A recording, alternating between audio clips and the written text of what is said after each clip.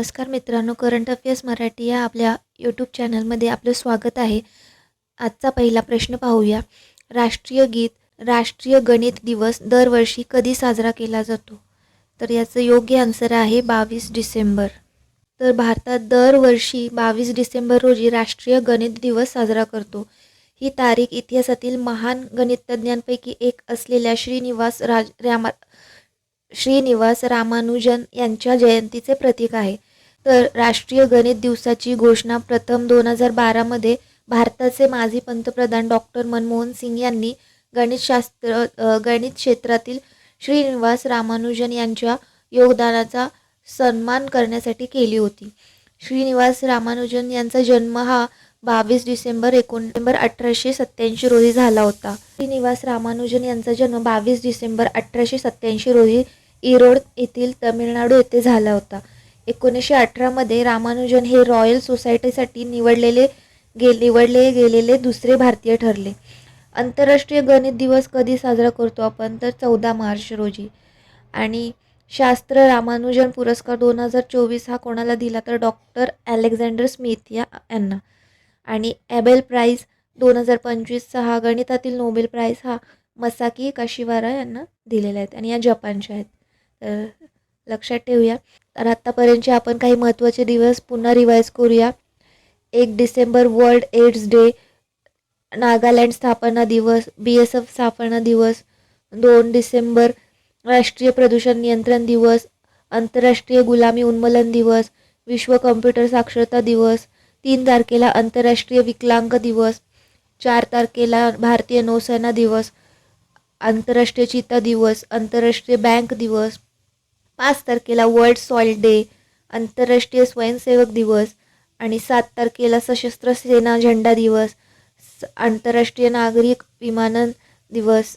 9 तारखेला आंतरराष्ट्रीय भ्रष्टाचार विरोधी दिवस. 10 तारखेला विश्व मानवाधिकार दिवस.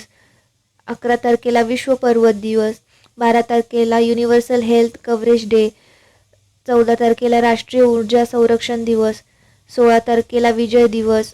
18 तारखेला आंतरराष्ट्रीय प्रवासी दिवस, इंटरनॅशनल मायग्रेंट्स डे. आणि 19 तारखेला गोवा मुक्ती दिवस. 20 तारखेला आंतरराष्ट्रीय मानव एकजुटता दिवस. 21 तारखेला विश्व ध्यान दिवस. तर हे काही आतापर्यंतचे महत्त्वाचे दिवस आहेत, लक्षात ठेवा. पुढील प्रश्न पाहूया. लोसर उत्सव कुठे साजरा केला जातो? तर याचं योग्य आन्सर आहे लडाख. तर लोसर हा तिबेटी शब्द आहे. लो म्हणजेच काय? तर लो म्हणजे वर्ष आणि सर म्हणजे नवे, म्हणजेच नवे वर्ष असा होतो याचा अर्थ. सध्या लोसर महोत्सव लडाखमध्ये साजरा केला जात आहे आणि हा सण तिबेटी नववर्षाचे प्रतीक असून लडाखमधील एक प्रमुख बौद्ध सण आहे. आणि हा सण साधारणपणे डिसेंबर किंवा जानेवारी महिन्यात साजरा करतात. लोसर महोत्सव हा 15 दिवस चालतो. तर काही महोत्सव रिलेटेड काही प्रश्न रिवाईज करूया. तर पोया महोत्सव हा श्रीलंकेत साजरा करतात. वेसाक पोया महोत्सव श्रीलंका. बोनालू उत्सव तेलंगणा. कटारागामा एसाल महोत्सव 2025 हा देखील श्रीलंकामध्ये साजरा केला जातो. तर महाराष्ट्राने गणेशोत्सवाला राज्य उत्सव म्हणून घोषित केलेला आहे. गौरीराई महोत्सव भील समुदायाद्वारे राजस्थान येथे. पहिला बिमस्टेक पारंपरिक संगीत महोत्सव भारतामध्ये नवी दिल्ली येथे आयोजित केला. त्याची थीम काय होती? तर सप्तसूर 7 राष्ट्र 1 राग. बसोहली महोत्सव जम्मू काश्मीर. मारबत महोत्सव नागपूर. नुआखाई फेस्टिवल ओडिसा. पट्टोत्सव जम्मू काश्मीर. करम पूजा महोत्सव झारखंड. बधुकमा उत्सव तेलंगणा. झास्कर उत्सव लडाख. चराईजुंग महोत्सव आसाम. 11वा इंडियन इंटरनॅशनल सायन्स फेस्टिवल हा हरियाणातील पंचकुला येथे झाला. तर 15वा आंतरराष्ट्रीय वाळू कला महोत्सव हा चंद्रभागा बीच कोणार्क ओडिसा येथे झाला. 44वा इंडिया इंटरनॅशनल ट्रेड फेअर 2025 हा नवी दिल्ली येथे झाला. याची थीम होती एक भारत श्रेष्ठ भारत. तर हे काही महोत्सव आता चर्चेमध्ये होते, काही लक्षात ठेवा. तर आपण लडाख विषयी थोडं जाणून घेऊ. लडाखची राजधानी लेह आणि कारगिल देखील आहे. उपराज्यपाल आहेत कविंदर गुप्ता. लडाखमधील कोणकोणत्या गोष्टीला GI टॅग मिळालेला आहे आतापर्यंत? तर पश्मिना लोकर, सिबकथॉर्न, रक्त से खुबानी, लडाखी लाकडी कोरीव काम. इथे महत्त्वाचे उत्सव कोणकोणते आहे? आता बघितलं लोसर महोत्सव, सिप्तुगस्टर उत्सव, हेमिस महोत्सव, नॉमॅडिक महोत्सव, जास्कर महोत्सव, हेमिस गोप्पा उत्सव, दासमोचे उत्सव. भारताचा पहिला डार्क नाईट स्काय रिझर्व लडाखमधील हनले येथे उभारला जाणार आहे. तर जगातील सर्वात उंच लढाऊ हवाई तळ लडाखमधील न्योम्या येथे उभारला जाणार आहे. तर लडाखमध्ये नवीन जिल्हे तयार केले जाणार आहेत. तर ते कोणते कोणते? जास्कर, द्रास, शाम, नुब्रा आणि चांगथांग. भारतीय सेनेचा पर्वत सराव हा देखील लडाख येथे पार पडला. उंच भागासाठी हिम ड्रोन एथोन 2 उपक्रम हा भारतीय सेनेद्वारे लडाख येथे आयोजित केलेला आहे. लडाखमध्ये आशियातील सर्वात मोठी दुर्बीण स्थान करण्यात आलेले आहे. नाव आहे मेजर अँटीमॉस्फेरिक चेरेनकोव्ह एक्सपेरिमेंट. ही दुर्बीण लडाखमधील हनले वेधशाळेत स्थापित करण्यात आली आहे. लडाखमधील काक्सर ब्रिजचे नाव बदलून कॅप्टन अमित भारद्वाज सेतू असे ठेवण्यात आलेले आहे. तर हे लक्षात ठेवा, काही लडाखमधील महत्त्वाचे प्रश्न होते. पुढील प्रश्न पाहूया. दक्षिण आफ्रिकेतून कॅपुचिन माकडे भारतातील कोणत्या राज्यात आणण्यात आले? तर याचं योग्य आन्सर आहे कर्नाटक. तर सध्या दक्षिण आफ्रिकेतून कॅपुचिन माकडे कर्नाटक राज्यातील बेंगळूरजवळील बन्नेरघट्टा बायोलॉजिकल पार्क येथे आणण्यात आलेले आहे. ह्याची संख्या किती आहे? तर या 8 ब्लॅक कॅप्युचिन माकडे आहेत. त्यामध्ये 4 नर आणि 4 मादी आणलेली आहे. तर ह्या माकडाचं वैज्ञानिक नाव आहे स्पाजूस ॲपेला. याचं उद्देश काय आहे आणण्यामागे? तर अनुवांशिक विविधता वाढवणे आणि संरक्षणाला चालना देणे. तर असंच काही आपण प्राणी रिलेटेड काही महत्त्वाचे प्रश्न रिवाईज करूया. कोणत्या शहराला अधिकृतपणे तेंदुआ राजधानी घोषित करण्यात आले आहे? तर बँगलोरला. किती आहेत तिथे? 85 आहेत. स्नो लेपर्ड भारतात आकडा किती आहे? तर 718. आणि सर्वाधिक कुठे आढळतात? लडाखमध्ये 477. वाघ किती आहेत भारतात? 3782. आणि सर्वाधिक आहे मध्य प्रदेशमध्ये 785. उत्तर प्रदेशमध्ये सारस पक्षी जास्त आढळतोय. किती? तर 19,918. तेंदुआ भारतात एकूण किती आहे? 13,874. आणि सर्वाधिक आहे मध्य प्रदेशमध्ये 3,904. अरालाम VLS ह्याचे भारताचे पहिले बटरफ्लाय सेंच्युरी बनले कुठे? तर केरळ येथे. कोणत्या एक्सप्रेसवेवर भारताचा सर्वात लांब प्राणी वन्यजीव ओव्हरपास कॉरिडॉर तयार केला? दिल्ली मुंबई एक्सप्रेसवे. आणि रणथंबोर बफर झोनमधून जाणाऱ्या या दिल्ली मुंबई एक्सप्रेसवेच्या या भागाची एकूण लांबी किती आहे? तर 12 किलोमीटर इतकी आहे. आशियातील सर्वात वयोवृद्ध हत्ती कोणता आहे? वत्सला. मध्य प्रदेशातील पन्ना टायगर रिझर्व्ह येथे त्याचे निधन झाले. किती वय होते? तर 100 वर्षाहून अधिक होते. तर हैदराबाद येथे भारताच्या पहिल्या प्राणी स्टेम सेल बायोबँक आणि प्रयोगशाळेचे उद्घाटन करण्यात आले. वन आणि वन्यजीव गुन्हे व्यवस्थापन प्रणाली हॉक सुरू करणारे तिसरे राज्य कोणते ठरले? तर तमिळनाडू. पहिले 2 होते केरळ आणि कर्नाटक, त्यानंतर ठरले तमिळनाडू. NHAIने मध्य प्रदेशात NH45च्या एका भागावर भारताची पहिली वन्यजीव सुरक्षित रस्ता योजना सुरू केलेली आहे. किती लांबी आहे त्याची? तर 11.96 किलोमीटर. इंटरपोलने ऑपरेशन थंडर अंतर्गत सुमारे 30,000 तस्करी केलेले प्राणी वाचवले. इंटरनॅशनल बिग कॅट अलायन्सचा 19वा सदस्य रशिया ठरला. तर PETA India person of the year 2025 हा कोणाला घोषित केला? तर रवीना टंडन यांना. तर हे काही महत्त्वाचे प्रश्न होते, आपण रिवाईज केले. लक्षात ठेवा. पुढील प्रश्न पाहूया. नासा स्पेस ॲप्स चॅलेंज 2025 मध्ये मोस्ट इन्स्पिरेशनल अवॉर्ड कोणत्या टीमने जिंकला? तर याचं योग्य आन्सर आहे चेन्नई. तर सध्या नासाच्या इंटरनॅशनल स्पेस ॲप्स चॅलेंज 2025 पार पडला. त्यामध्ये भारताकडून चेन्नई येथील फोटोनिक्स ओडिसी या टीमने मोस्ट इन्स्पिरेशनल अवॉर्ड हा जिंकलेला आहे. येथे या टीमने सॅटेलाईटद्वारे इंटरनेट यावर आधारित एक कॉन्सेप्ट सादर केला.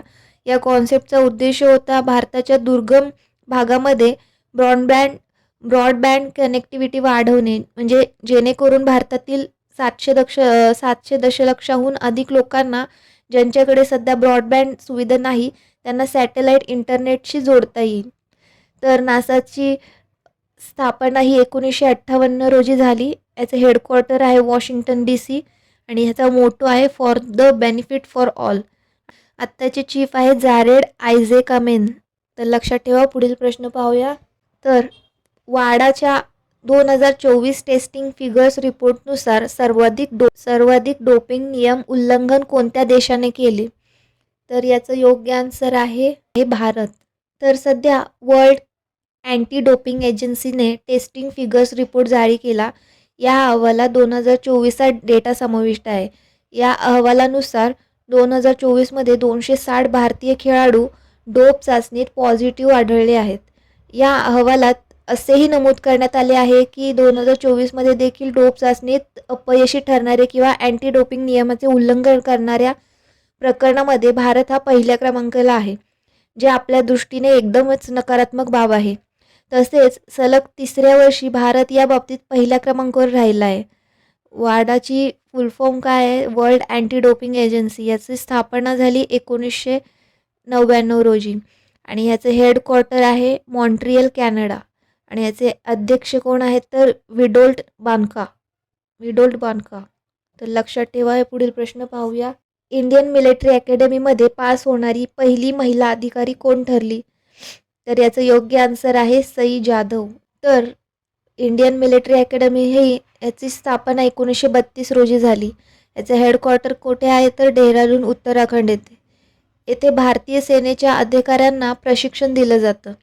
या संस्थेने आपल्या 93 वर्षाच्या इतिहासात 67,000पेक्षा अधिक अधिकारी घडवलेले आहेत. परंतु आता पहिल्यांदाच इंडियन मिलिटरी अकॅडमीमध्ये पासआउट होणारी ही पहिली महिला अधिकारी तयार झालेली आहे. त्या महाराष्ट्रातील कोल्हापूर येथील असून त्या प्रादेशिक सेना म्हणजेच टेरिटोरियल आर्मीमध्ये लेफ्टनंट बनल्या आहेत. आत्तापर्यंत कोणतीही महिला अधिकारी का बनली नव्हती? तर याचं कारण काय आहे? तर आतापर्यंत NDAमध्ये फक्त पुरुषांनाच प्रवेशाची परवानगी होती, परंतु 2022मध्ये NDAमध्ये महिलांना प्रवेश करण्याची परवानगी देण्यात आली आहे. म्हणून आता पहिल्यांदाच महिला अधिकारी इंडियन मिलिटरी अकॅडमीमधून पासआउट झाले आहेत. तर नाव लक्षात ठेवा, सई जाधव. तर पुढील प्रश्न पाहूया. टेनिस प्रीमियर लीग 2025चे विजेते कोण आहेत? तर याचं योग्य आन्सर आहे GS दिल्ली SS. तर टेनिस प्रीमियर लीग 2025ची ही 7वी आवृत्ती आहे. कुठे पार पडलं? तर गुजरात येथे. आणि GS दिल्ली ही पहिल्यांदाच विजेते ठरलेले आहेत. कोणाला हरवून? तर मुंबई ईगल्सला हरवून. टेनिस प्रीमियर लीग हे IPL सारखीच आहे. यामध्ये टेनिससाठी आयोजित केलेली लीग स्पर्धा असतात. ह्याची सुरुवात 2018पासून झाली आणि ह्याच्यामध्ये सर्वाधिक विजेतेपद कोणी पटकावले आहेत? तर हैदराबाद स्ट्रायक्स 3 वेळा विजेते झालेले आहेत. तर लक्षात ठेवा. पुढील प्रश्न पाहूया. भारतीय नौसेनेची पहिली स्वदेशी डिवाइन सपोर्ट क्राफ्ट कोठे कमिशन करण्यात आलेली आहे? तर याचं योग्य आन्सर आहे कोच्ची. तर सध्या भारतीय नौसेनेने कोच्ची नौदल तळावर पहिल्या स्वदेशी पद्धतीने डिझाईन केलेल्या डायव्हिंग सपोर्ट क्राफ्ट A20ला कमिशन केलेलं आहे, म्हणजे नौसेनेने सामील केलेले आहे. हे नक्की काय आहे? तर हे एक प्रकारचे जहाज आहे. गोताखोरी मोहिमांसाठी मदत करण्यासाठी आधुनिक उपकरणाची सुसज्ज आहे. हे भारताचे पहिले स्वदेशी डायव्हिंग स्पोर्ट क्राफ्ट आहे. अशा प्रकारची एकूण 5 डायव्हिंग स्पोर्ट क्राफ्ट तयार केली जाणार असून त्यापैकी हे पहिले DSC A20 आहे. ह्याचं निर्माता कोण आहे? तर डिडागड वॅन्स लिमिटेड. हे कुठे आहे? तर कोलकाता येथे आहे. लक्षात ठेवा. पुढील प्रश्न पाहूया. तर राष्ट्रपती द्रौपदी मुर्मू यांनी PCS राज्य अध्यक्षांच्या राष्ट्रीय परिषदेचे उद्घाटन कोठे केले? तर याचं योग्य आन्सर आहे हैदराबाद. तर राज्य लोकसेवा आयोगाच्या अध्यक्षा 26व्या राष्ट्रीय परिषद आयोजित करण्यात आलेली आहे. कुठे? तर रामोजी फिल्म सिटी हैदराबाद येथे. उद्घाटन आपण बघितलं राष्ट्रपती द्रौपदी मुर्मू यांनी केलं हे दिनांक 19 ते 20 डिसेंबरपर्यंत चाललं. आणि याचे समारोप कोणी केला म्हणजे समापन कोणी केले? उपराष्ट्रीय CP राधाकृष्ण यांनी केले. SPSC राज्य लोकसेवा आयोग याची नियुक्ती राज्याचे राज्यपाल करतात आणि ही नियुक्ती भारतीय संविधानाच्या अनुच्छेद 316 अंतर्गत येतं. आणि पदावरून काढण्याचा अधिकार कोणाला आहे? तर राष्ट्रपतींना. आणि राजीनामाचं त्यागपत्र कोण स्वीकारतं? तर राज्यपालाकडे दिला जातो. तर हे लक्षात ठेवा. पुढील प्रश्न पाहूया. तर जगातील मखाना उत्पादन करणाऱ्या देशांमध्ये भारताचा क्रमांक कितवा लागतो? तर याचं योग्य आन्सर आहे फर्स्ट. तर भारत हा जगातील मखानांचा सर्वात मोठा उत्पादक देश आहे. जागतिक मखाना उत्पादनांपैकी सुमारे 80% उत्पादन भारतातच होते. आणि भारतामध्ये पहिले तर 85 ते 90% मखाना उत्पादन बिहारमध्ये होतं. आणि बिहारमध्ये कुठे तर दरभंगा जिल्ह्यातून मोठ्या प्रमाणात मखाना उत्पादन होते. तर पंतप्रधान नरेंद्र मोदी यांनी मखानाला सुपरफूड असे संबोधले आहे. मखानाला फॉक्सनट असेही म्हणतात. मखाना पोषक घटकांनी भरलेला असून यामध्ये प्रथिने, कॅल्शियम, अँटीऑक्सिडंट्स मुबलक प्रमाणात असतात. तो वजन कमी करण्यास, हाडे मजबूत करण्यास आणि रक्तातील साखर नियंत्रण ठेवण्यास मदत करतो. अलीकडेच बिहारच्या मिथिला मखानाला GI टॅग देखील मिळालेला आहे. मखाना बोर्डाची स्थापना कुठे झाली? तर पूर्णिया, बिहार येथे. कधी? तर 15 सप्टेंबर 2025 रोजी. मखाना हा जलीय वनस्पतीच्या बीजापासून बनतो. याला कमळाचे बीज असेही म्हणतात. तर लक्षात ठेवा. तर आजचा हा आपला व्हिडिओ इथेच संपला. कमेंट करून नक्की सांगा कसा वाटला आणि चॅनलला सपोर्ट करा. थँक्यू.